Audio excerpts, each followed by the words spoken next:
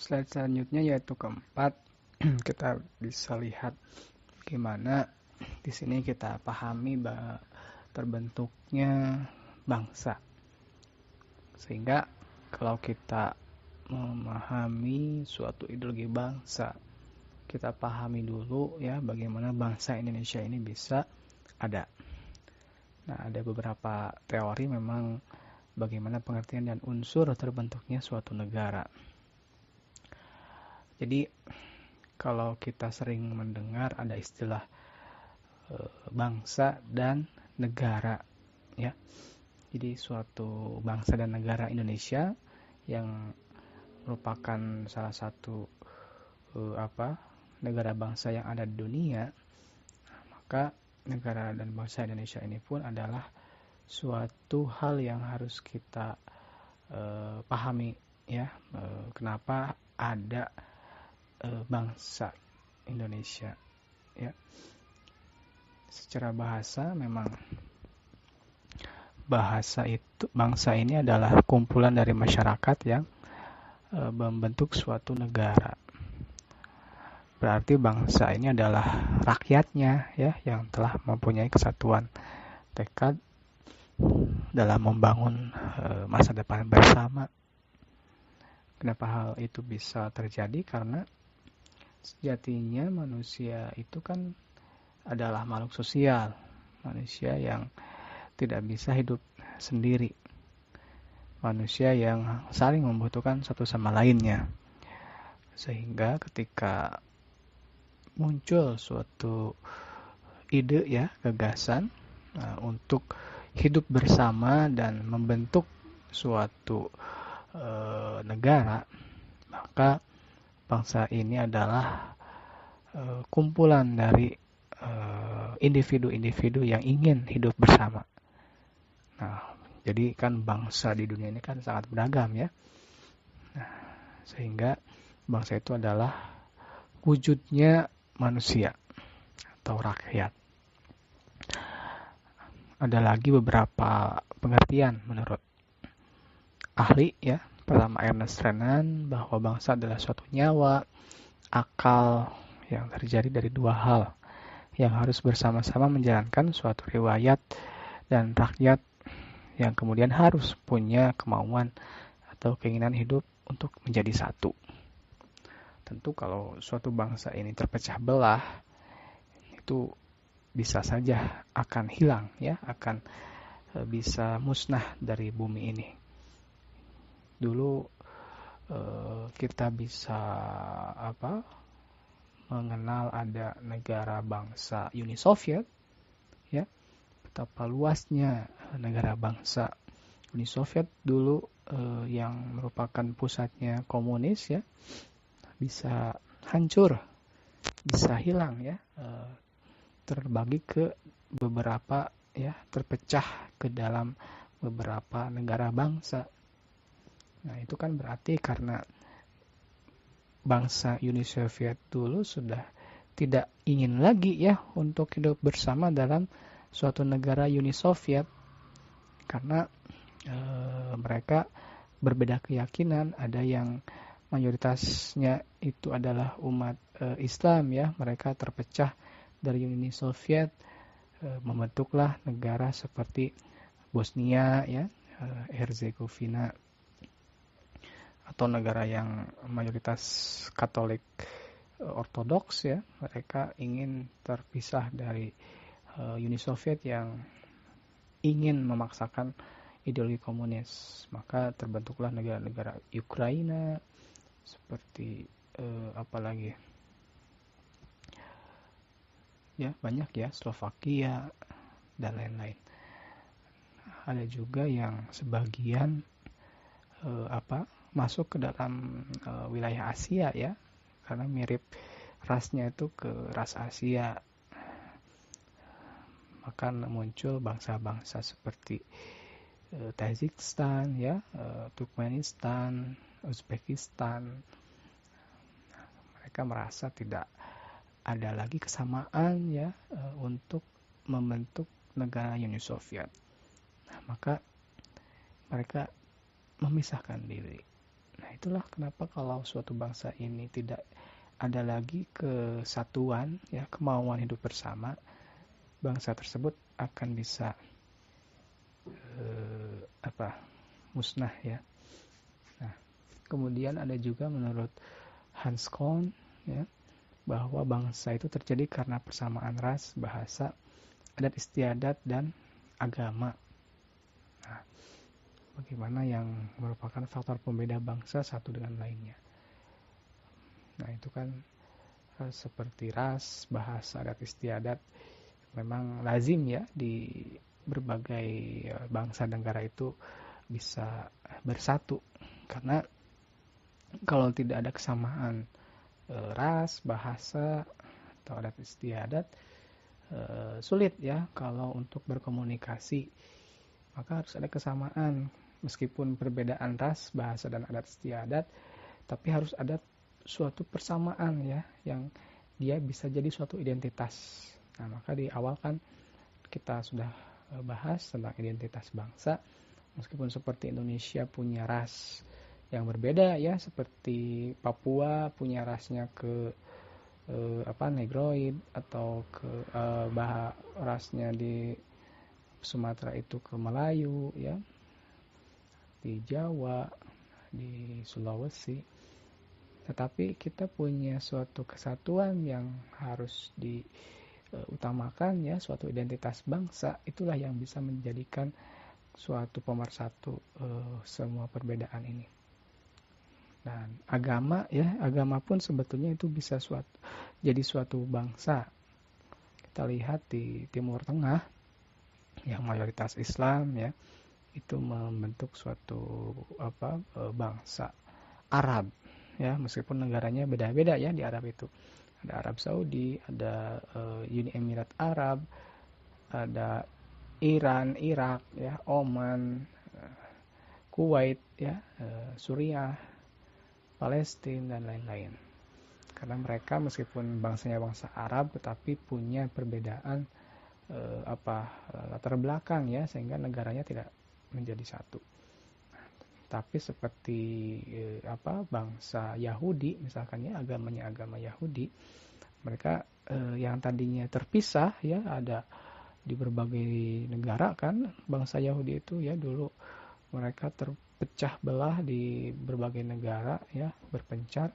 Tetapi karena Inggris itu memberikan suatu wilayah, ya, diperuntukkan kepada bangsa Yahudi, ya, yang mana sekarang adalah wilayah Palestina, maka orang-orang Yahudi yang dari Amerika, dari Jerman, dari Asia, ya, Eropa, itu berbondong-bondong bersatu kembali, ya, tinggal di wilayah Palestina, sehingga sekarang bahkan bangsa Yahudi itu ingin menguasai seluruh wilayah Palestina, ya, karena memang, ya, itulah keserakahan, ketamakan seorang bangsa Yahudi, dan itu bisa menjadikan identitas suatu bangsa tersebut, ya. Kemudian menurut Otto Bahr, bahwa bangsa itu terbentuk karena adanya suatu persamaan, suatu karakter, watak yang timbul dan lahir karena adanya persatuan pengalaman.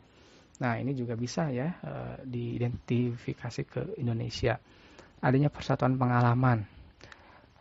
Indonesia yang meskipun berbeda-beda, suku, agama, ras, ya, adat, budaya, agama, tetapi punya satu pengalaman yang sama, ya.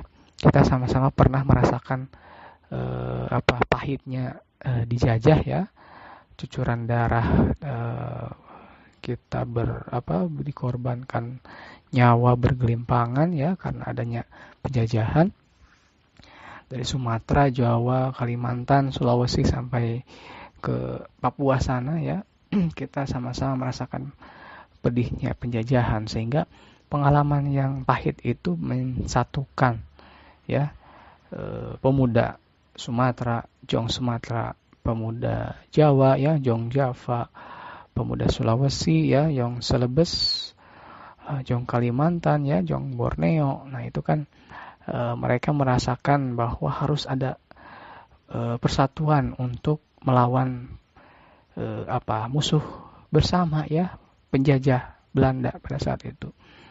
Jadi untungnya kita itu bisa bersatu ya. Untungnya kita itu sangat luas ya, Indonesia ini sangat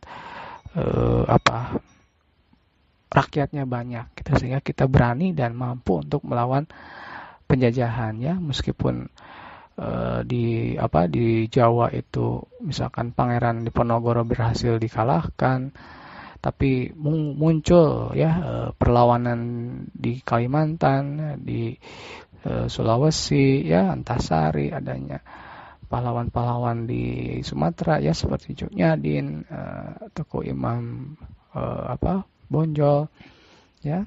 Jadi tidak hanya satu daerah saja yang muncul tokoh perlawanannya ya. Kita ketahui ada banyak sekali pahlawan bangsa yang berasal dari berbagai suku daerah.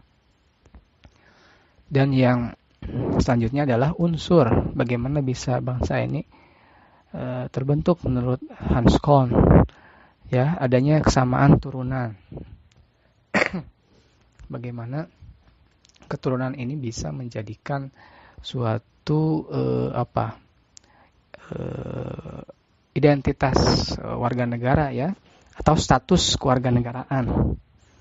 Maka kita misalkan punya keturunan dari Arab, atau orang tua kita berasal dari Amerika, Eropa, itu bisa menjadi kita masuk ke dalam bangsa leluhur kita ya, meskipun kita lahirnya di Indonesia. Nah, sehingga Indonesia pun sama ya, ketika ada orang di luar negeri sana, misalkan ayah ibunya adalah orang Indonesia, itu bisa mengaku sebagai bangsa Indonesia ya, itu diakui kalau memang dia ingin menjadi warga negara Indonesia ya. Karena kan ada azas ius soli dan ius sanguinis ya. Bagaimana status warga negara itu ditentukan oleh ius soli ataupun di mana dia lahir ya, dan ius sanguinis bagaimana leluhurnya ya, keturunannya ya. Nah, sehingga ada beberapa orang yang dia memang punya dua warga negara ya, karena dia lahir di Amerika misalkan, tapi orang tuanya adalah Indonesia ya, dia bisa punya kewarganegaraan Indonesia. Nah, tetapi kalau di Indonesia itu tidak menerima ya untuk dua kewarganegaraan, sehingga ketika dia sudah dewasa ya, 17 tahun ke atas, itu harus memilih dia mau jadi warga negara asing atau jadi warga negara Indonesia. Nah, jadi memang itulah harus ditentukan ya prinsip ataupun sikap dia ingin jadi warga negara mana. Kemudian ada juga kesamaan wilayah ya dan politik.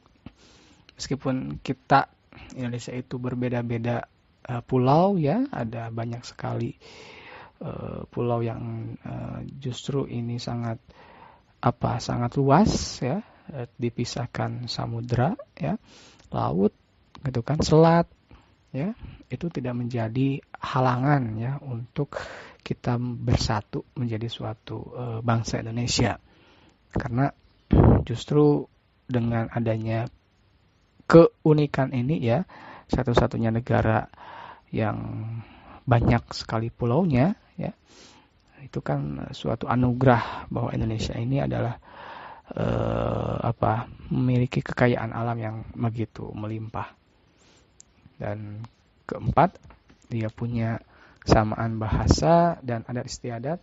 Tentunya ketika bahasa ini bisa mempersatukan ya, saling berkomunikasi, sehingga itu punya tujuan ya yang ingin diwujudkan, maka masyarakat atau bangsa ini bisa bersatu. Kesamaan inilah yang harus dikuatkan ya, jangan sampai justru menjadi pemecah belah ya.